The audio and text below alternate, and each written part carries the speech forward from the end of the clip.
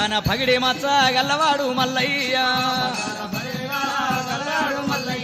పార్వతమ్మ కొడుకురా పరమేశుడు మల్లయ్య తల్లి నీలమ్మ తండ్రి ఆదిరెడ్డి మారు తల్లి పార్వతి మారు తండ్రి శంకరుడు శివలీల సముద్రుడు శివ మల్లికార్జునుడే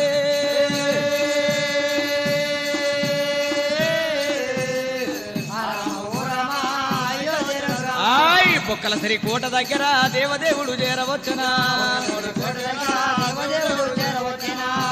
మల్లయ్య ఇక్కడికి వెళ్ళి రాని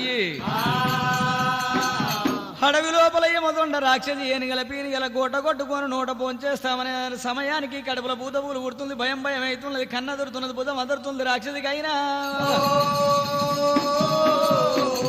ఏమి సంగతో ఎట్లను ఇయ్యాలనా ప్రాణమే వేరు వేరున్నది నేను ఏమి చేస్తానంటే ఏనిగల పీనిగల వదిలిపెట్టింది బొక్కల సిరు కోట మీద గురుకోసం ఉన్నదమ్మో